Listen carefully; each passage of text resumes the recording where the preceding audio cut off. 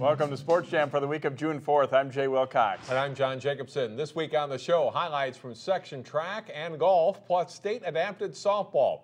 And we'll meet a top title contender in the shot put and discus from Champlin Park later in our Sports Jam Spotlight. We'll get started with section baseball. The champion will be crowned Wednesday in section 5 3A, which includes a number of local teams. Cooper and Totino-Grace meeting in the winner's bracket, and Matt Ludi of Grace singles to right to score Ben Peterson for a quick 2-0 Eagles lead in the first. Ludi delivers again in the third inning. This one scores 2 runs as Grace jumps out to a 4-0 lead on an off day for Cooper. After Cooper pulls within 4-2, the Eagles break it open in the fifth. Charlie Miller's single to left starts the scoring in a 5-run inning. Totino-Grace moves into the title round with a 13-2 win, forcing Cooper into the loser's bracket. We'll hear from the Eagles later in the show. After the Grace win, 2 teams that many thought would play in the section final met up in an elimination game as top seed Maple Grove met number 2 seed Coon Rapids. Bottom of the third, and the Crimson's Brady Jacobs singles past the third baseman and into short left field. Joe Frantis scores, and it's 2-1 Crimson. They break the game open in the fourth. Roman Collins with the drive to deep center field. Off the glove of Alex Ossie. Austin Bees and Logan Hershey score on Collins' double to make it 5-1. 2 batters later, Jack Keeblebeck lays down a nice bunt. Frantis scores easily, and Collins, running all the way from second base, comes in 2. A 2-run sacrifice bunt for Keeblebeck. It's 7-1 Grove. Pitcher Tyler Field allows just 1 run in 6 2/3 innings of work as Maple Grove stays alive with a 7-1 win. The Crimson are playing Cooper Monday night for a spot in Wednesday's championship game. In section 6 3A, Wayzata edged Benilde and Hopkins blasted Richfield to set up a winner's bracket game between Lake Conference rivals Hopkins and Wayzata. Joey Brettigan delivers an RBI single to center field for Hopkins in the third to score Jacob Price, and the Royals go up 2-0 on the Trojans. Later in the inning, Jack Deutsch with a bouncer. Wayzata gets the force out at second base, but no double play as a run scores. Hopkins tacks on 2 more to lead 5-0 after 3. In the fourth, Jack Slayton bounces a hit through the left side. Ryan Pappas is around to score from second base, and Wayzata is on the board for the first time. Still in the fourth, Connor Trigstead bounces to short. A nice play, but a long throw to make, and Trigstead beats it out. Joe Hubert scores, and Wayzata within 5-2. That's as close as they get, though. Hopkins stays unbeaten in the tournament, moving into Monday night's potential section championship game with the 5-2 win. The baseball team at West Lutheran and Plymouth is hoping to reach its first state tournament. The Warriors hosting Southwest Christian in section 4A play. West Lutheran jumps on him early. Justin Anderson tags it over the left fielder's head in the first inning. Shea Mulder and Dustin Barth score on the play for a quick 2-0 lead. Later in the inning, Connor Olson bounces to short. It looks routine, but the first baseman drops the throw, allowing Anderson to score for a 4-0 lead. It's 6-0 after 1. In the second, Olson drives the ball to the gap in right center. Anderson and Riley Gale score on Olson's double as the Warriors bolt out to an 8-0 lead. Shea Mulder adds to the lead in the third with a high drive over the fence and left as West Lutheran rolls to a 9-0 lead, and they win it 11-0 in 5 innings. West Lutheran went on to lose 6-4 to St. Agnes Saturday. They'll host Southwest Christian Tuesday afternoon. They try to get another shot at St. Agnes for the section championship Thursday afternoon in St. Paul. In section 5 of 2A, Breck meeting Delano in the bottom of the second. Delano with the bases loaded, but Bennett Johnson snags the hard grounder and steps on third to end the inning. The Tigers do get on the board in the third. A pass ball allows Eric Berglund to score, and it is 1-0 on a close play. Tyler Wolf with good stuff all night for Delano. He strikes out the side in inning number 5. And in the bottom half of that 5th inning, the Tigers pad their lead. A sacrifice fly by Toby Hansen brings home Wolf, and it is 3-0 Delano. On to the top of the 7th, and the Mustangs put runners on second and third, but Austin Rudnick strikes out against Wolf to end the game. 3-0 Delano is the finals. The Mustangs fall into the losers bracket.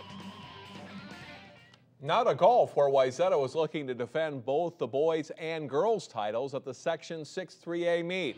Wayzata boys were not able to repeat. Andrew Brandt, who is an individual state qualifier, after shooting rounds of 76 and 71 in the two-day tournament, he is on to state.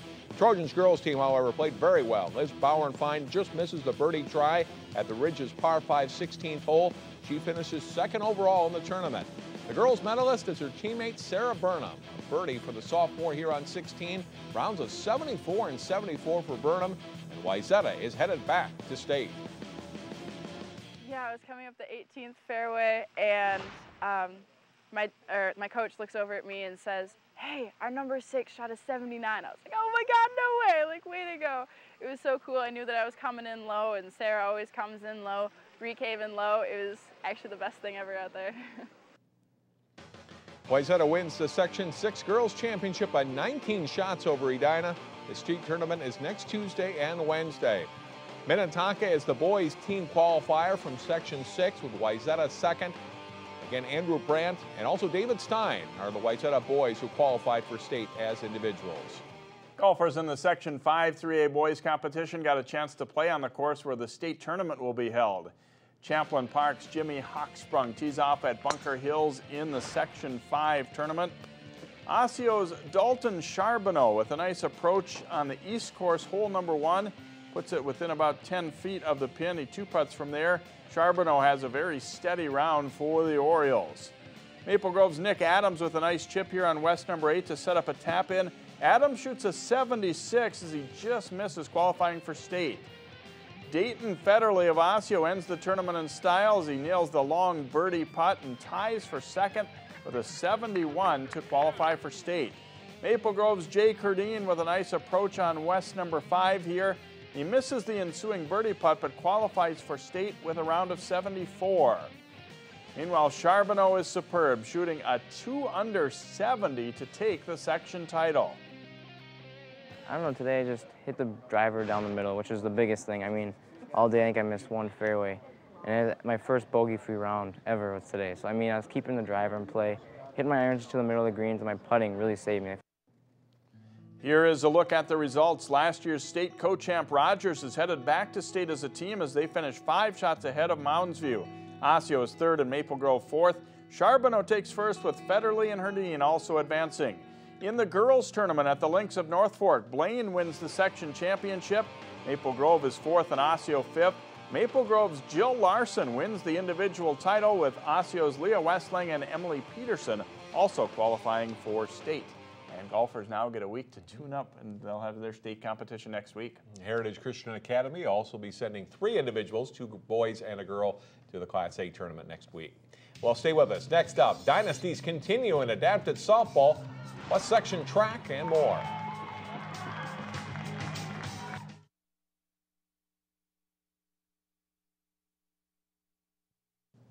Welcome back to Sports Jam. Time to talk state adapted softball, where the Robbinsdale Hopkins Mount West Tonka Robins faced Mounds View Irondale Roseville in the PI final.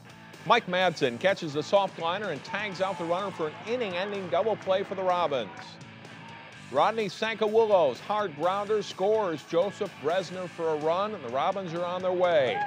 Sankawulo then scores on the hit up the middle here by Charlie Whitmer. More nice defense by the Robins. Jordan Klein knocks down the comebacker and throws the batter out.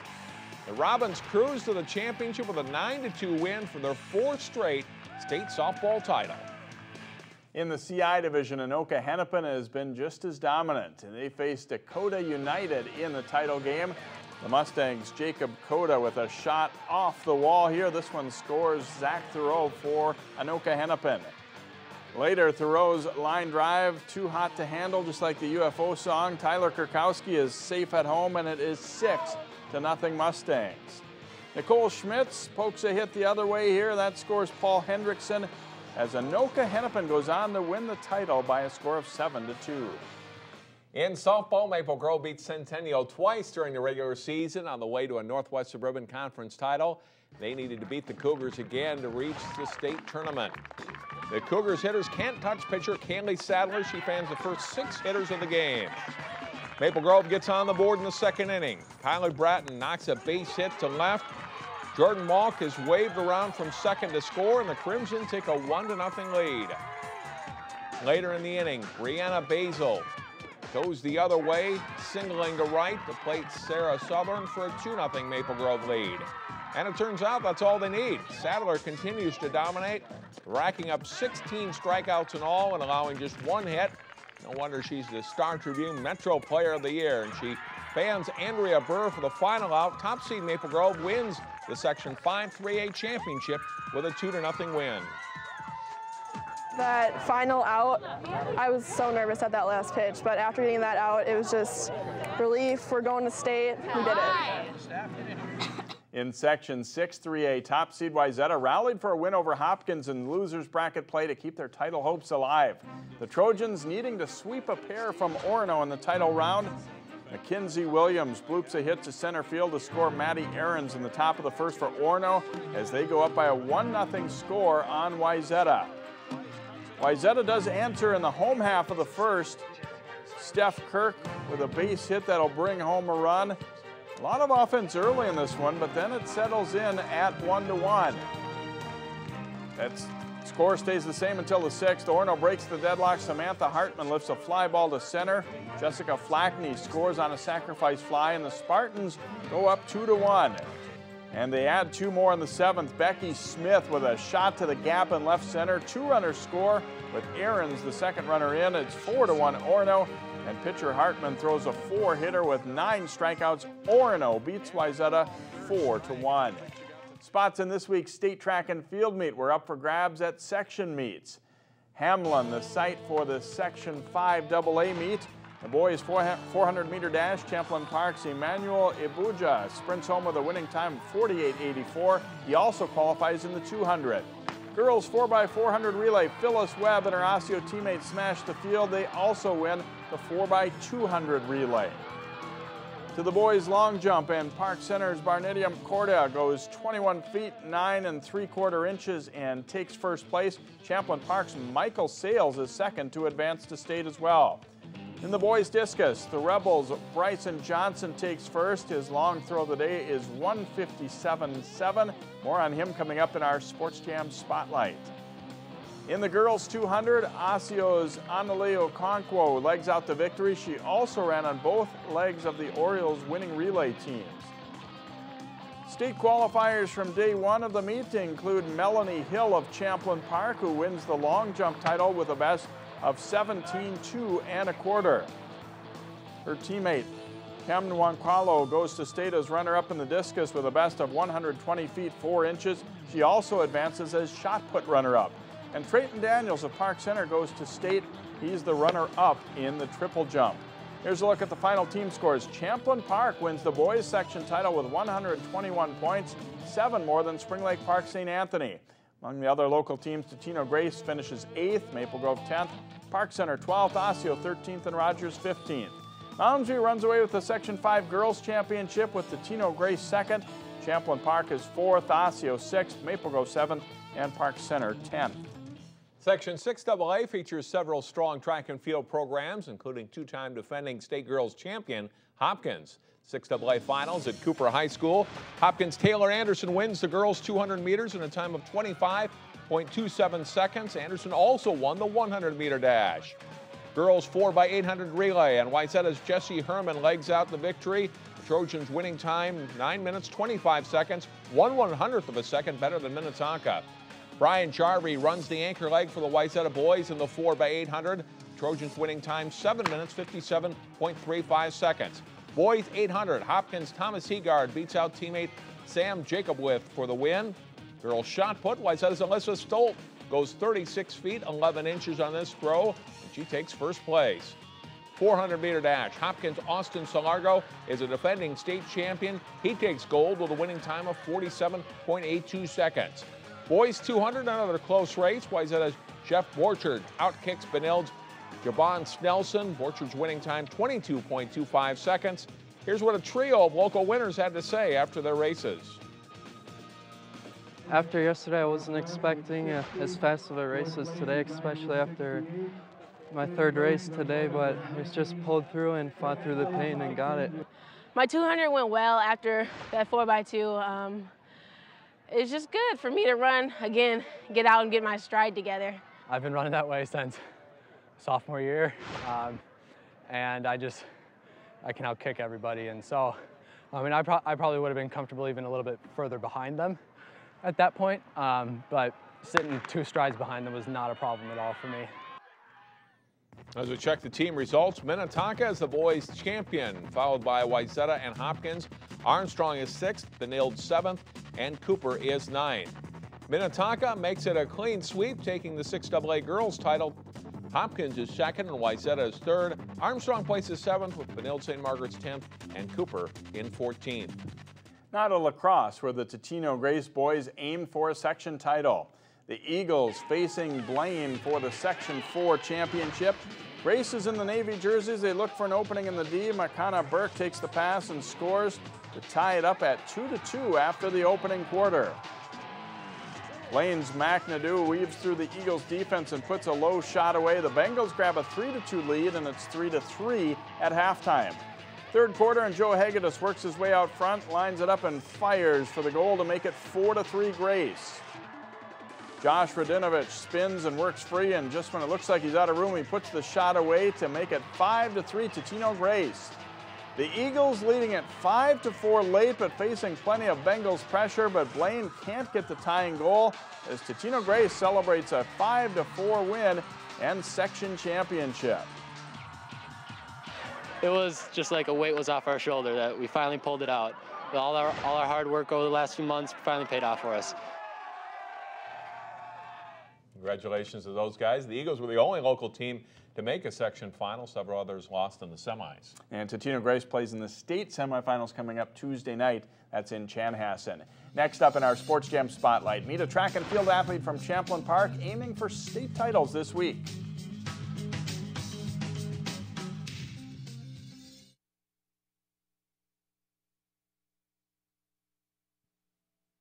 Well, as we saw earlier, Champlin Park's boys track and field team won the Section 5AA title. In this week's Sports Jam Spotlight, we meet Rebels discus and shot put standout Bryson Johnson.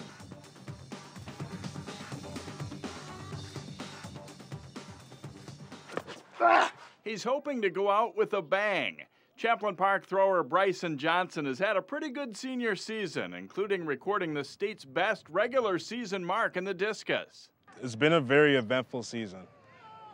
Because at that Armstrong meet when I threw that 183 for discus, it just surprised me because I had a bad day in shot put and just wanted to blow off some steam, and I just let it rip and set the new record for the school. He's pretty good in both throws, but the discus seems to have become Bryson's top event this spring. Last year I'd say no, he was better in the shot put, but this year things have just been coming together for him in the discus, so I would say yeah, he's having a better year in the discus than the shot put. But he's been pretty good in both. I'm more comfortable with discus. I used to be pretty good with shot put, but I don't know what happened this year. It just kind of like fell off a little bit, you know. Johnson, who wore number 75 as an offensive lineman for Champlin Park, is a pretty good football player too, with a serious interest in track and field coming later. I do love the game of football. I always love the game of football. My dad was a good track athlete, and so was my mom, and so they kind of like threw that out there for me. They always pushed me to like do track and just different things like that. Like I used to always watch the Olympics with them and everything. Being big and strong, Bryson's 6'3.5" and weighs about 265 right now, certainly helps in the weight events. Technique matters too. A lot of it's technique actually, because I learned that the hard way my sophomore year with shot put, because I tried to just muscle the ball and then it rolled off my hand wrong, and I ended up injuring my knuckles right here. And yeah, so it's mainly technique. Oh, it's a lot of both. But he's got a lot of God-given talent. He's genetics has been very, very good to him, and so he's very strong, very explosive, very fast. You have to have all that to be a good track athlete, specifically a shot put discus thrower. So he's got both. Johnson placed third in the shot put and fourth in the discus at state a year ago. So what are his chances to grab the gold this week? He's had a great competition over the last 4 years with Thomas Anderson from Andover, and he's probably the next best thrower in the state. And actually, Thomas beat him last week at the state meets, or at the conference meets. So he's got a legitimate chance. So it'll be a good competition. I have a high chance. Just got to stay positive, and it's going to be close. This year, it's going to be really close.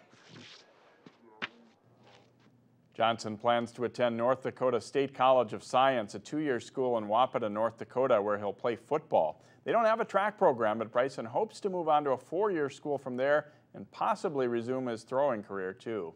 John talks baseball with the Totino-Grace Eagles when we return.